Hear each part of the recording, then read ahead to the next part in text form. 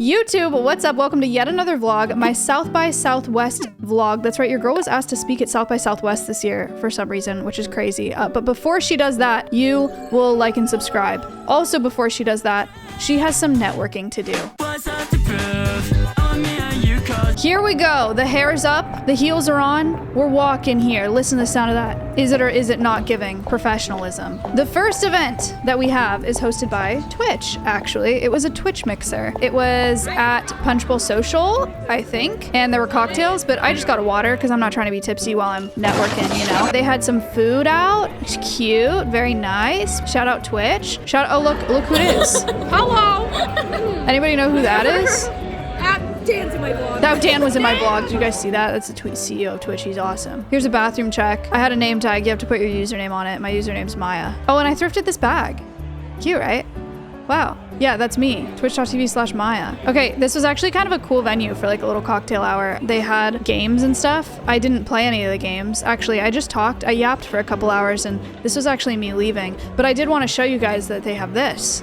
You can win a ladybug rubber duck. No, I did not do this on my way out of this professional event because I think it would have been a little embarrassing. Maybe I should have. It's all right. You can also play games. I didn't do any of this stuff. I was boring and I just talked to people. Anyway, time to go. Overall, big success. Got to talk to Dan Clancy, got to talk to Extra Emily, got to talk to Rafflegator and lots of other cool streamers. Met some new people. That's always fun and important. So shout out Twitch for hosting events like that. And then I had to walk home. Look, it's me in the big city. I don't know why there's music playing. It's the sound in my head, maybe. I'm walking here. Look, Austin, Texas at night, if anyone was wondering. Oh, South by, oh, that's what I'm here for. No way. Okay, for some reason, I was walking back to my car and it took me on 6th Street. This was an accident. This was on the weekend, guys. It brought me to 6th Street. I'm dumb. I should have looked at the map and like not walked through 6th Street by myself in business casual at night, but you know, here I am. Maybe I should have gone crazy. I should have gone in one of these bars. For those of you who don't know, 6th Street is like Austin's party street. Oh my gosh, this was my fit check. I never showed you. Thrifted those pants, thrifted this bag, thrifted that necklace. Wow. Thrifted those shoes. I also got really scared filming this that I had to get in my car really fast because I was like, wait, I'm in a parking garage alone. This was my second fit for a different happy hour that I went to. This is partially my fit check and it's also partially me pumping gas. Cute, right? I think I look pretty good. All right, here I am. It's time for the second. Wait, ignore that. That's me saying it's day 3. This vlog is a mess. The problem with South by Southwest is that I am local to Austin. That's not a problem. It's actually sick, but it does mean that I have to drive in every day instead of staying in a hotel in the city, and the traffic was gnarly. Gnarly. So here's me sitting in traffic on my way to my second, actually no, my third happy hour event. I didn't film the first one because I got scared. But anyway, here's the city. If anyone was curious, this is what it looks like. Oh my gosh, what's this? Cameo. Okay. So now I'm going to an event that's hosted at the convention center by NRDC. NRDC is Natural Resources Defense Council. They're a nonprofit that uses science and policy and law and people to confront the climate crisis. But they're really unique in that they do it by advocating for legislation and stuff like that. So these are really passionate, really smart, really incredible people that are really holding polluters accountable, including the federal government. Like they'll go and sue the federal government. They have a lot of work cut out for them right now. And I was really excited to be invited to this event and meet some of these people. Here's my mid fit check. I did my best.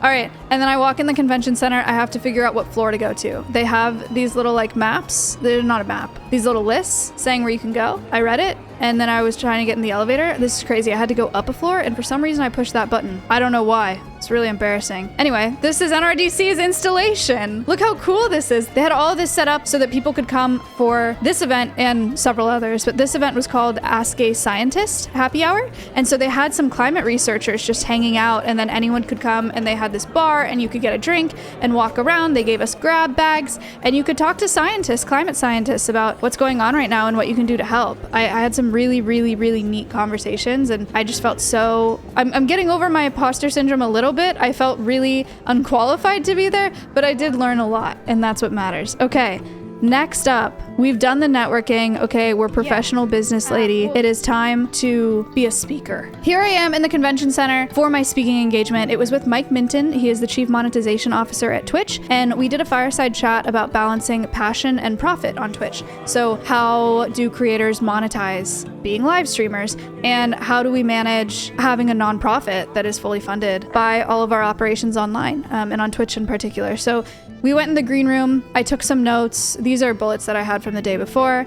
And then I got on stage. Here I am with Mike, the money guy. He's awesome. Do you guys think I look like I'm meant to be up there?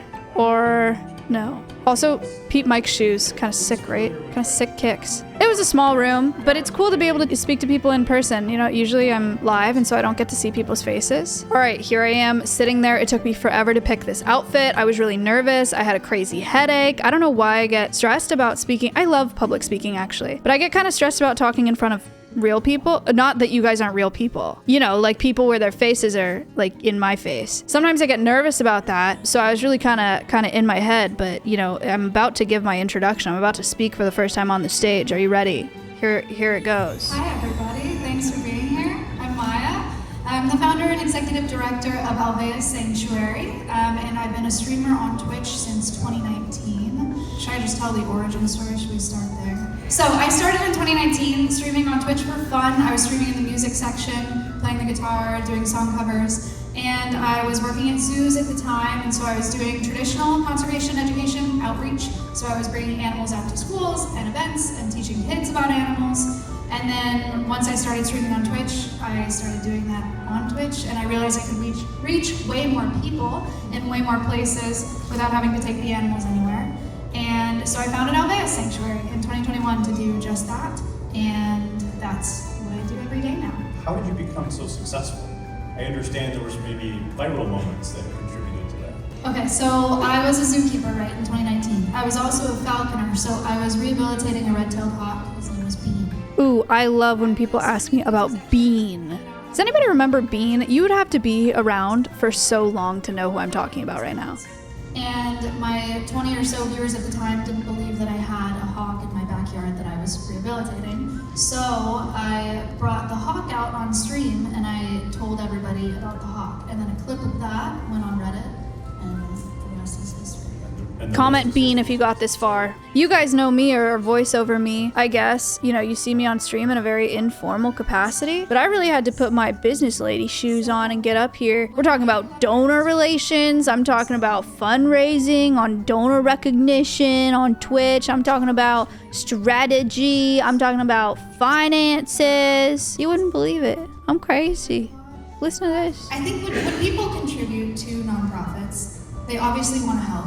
Especially with animal-related nonprofits, people love animals, and so they want to see their donations going to the care of those animals. Alveus is pretty radically transparent, I would say, because we have 24/7 live cams. So people see the animals' care every day. If they donate something and we purchase, we call it a cow wash for Winnie. It's this giant brush. And so we purchased this giant brush for Winnie, and they saw it get built in our pasture, and they watch her daily use that cow wash. So they know exactly where their money is going, which is really powerful. On top of that, the recognition that you're able to do when you're on Twitch and it's happening in real time is really important for donors. And that helps a ton. It's really rewarding, I think, for people to be a part of giving in that way. You don't see that many places for traditional nonprofits. I am so grateful to Twitch for asking me to come out to do this. It's really cool for me to do professional speaking engagements like this, and it's really cool for Alveus to have this professional recognition. I never expected it to become what it is, and I never expected to be speaking at South by Southwest and doing cool stuff like that. So huge shout out to Twitch and Twitch's PR team, to Mike Minton for doing this with me. He was excellent to have up there on stage with me, and I'm just so grateful. And it's all because of you guys. You know, I wouldn't be able to do any of this without the platform that I have, and that platform is you. So thank you so much. Guys, you won't believe this. They clapped for us.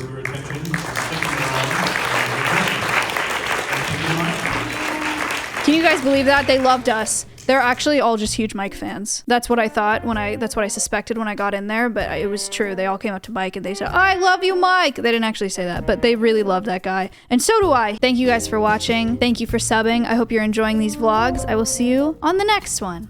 Goodbye.